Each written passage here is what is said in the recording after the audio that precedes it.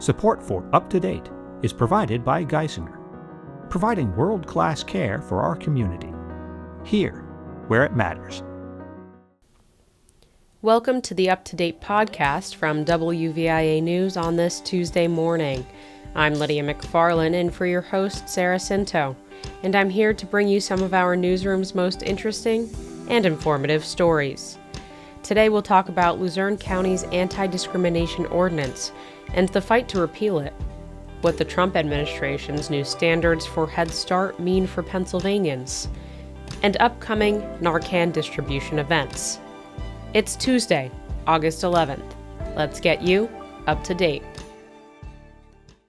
Narcan rapidly reverses the effects of opioid overdose. Geisinger will hold 2 Narcan distribution events this month. Geisinger staff will hand out boxes of nasal naloxone, fentanyl, and xylazine testing strips, and will teach attendees how to properly use them at both events. The first event will be held in Scranton from 11 a.m. to 1 p.m. on Wednesday, August 26th, in the Linden Street courtyard of Courthouse Square. The second event will be held in Wilkes-Barre from 11 a.m. to 1 p.m. on Public Square during the Farmers Market on Thursday, August 27th. The events will be free and require no prior registration. The Trump administration is trying to overhaul standards for Head Start, the early childhood education program for low-income families.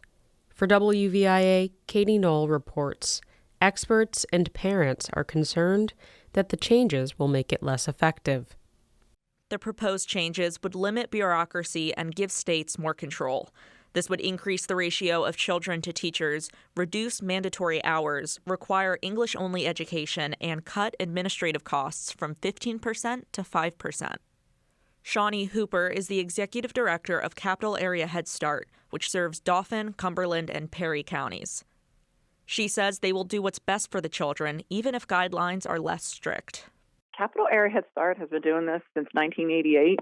And we will continue to serve the community as we have been since then. So for the last 30 plus years, these proposed changes will not affect how we provide care for our community at this time. Experts say it isn't clear if the federal government will require larger classes by cutting funding or slowing applications. The proposed guidelines have a 60-day comment period. It could take 6 months to a year before new standards take effect. In Harrisburg, I'm Katie Knoll.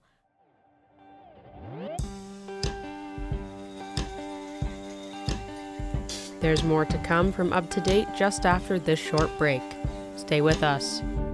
I'm Boris Kravchuk with WVIA News. Thanks for listening to WVIA Radio. Read more about some of the stories you hear at our website, wvia.org/news. We appreciate your support because we report to you. Welcome back.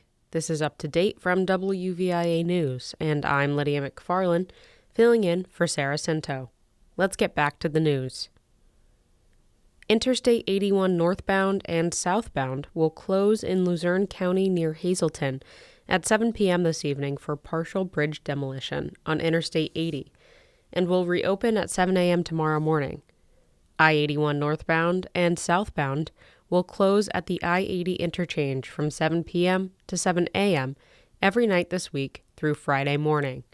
Find detours for this week at WVIA.org. Petitioners seeking to repeal Luzerne County's anti-discrimination ordinance or put it to a referendum submitted over 15,000 signatures on Monday. WVIA's Roger Dupuis explains what this means and what happens next.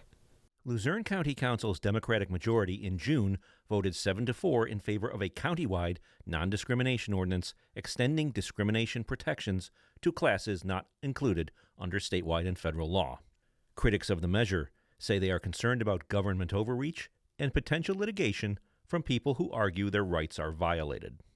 Walter Griffith, a Republican and former county controller, spearheaded the effort to overturn the ordinance. He and members of the committee had 45 days to gather 11,615 signatures as required by the county's home rule charter. We only had 45 days to get these signatures, and 45 days to get 15,000 signatures is a huge, huge task, as you well can appreciate. The clerk of county council, now has 20 days to review the signatures and determine how many are valid, Griffith says. If the petition is validated, County Council will have 30 days to consider repealing the ordinance on their own, he said, or it will be put to a referendum during the 2027 primary. Luzerne County Councilmember Joanna Bryn Smith, a Democrat, said last week she normally would advocate for almost anything to appear on a ballot for county residents to vote on, but not this. She spoke to my colleague, Sarah Scinto. When the majority is allowed to decide the rights of the minority or whether or not the minority has equal rights, it is only more divisive, and bad things have only come from it. Griffith said prejudice was not a motivating factor for petitioners. It has everything to do with the fact that they're pushing an ordinance that adds protected classes to an already existing law that the people of this county don't feel is necessary. Roger Dupuis, WVIA News. Read Roger's full story at WVIA.org. You can find all of these stories and more on our website, WVIA.org. This has been Up to Date with me, WVIA's Lydia McFarlane. Remember to subscribe and listen every weekday. You can find Up to Date on WVIA.org and wherever you get your podcasts. Enjoy the rest of your Tuesday.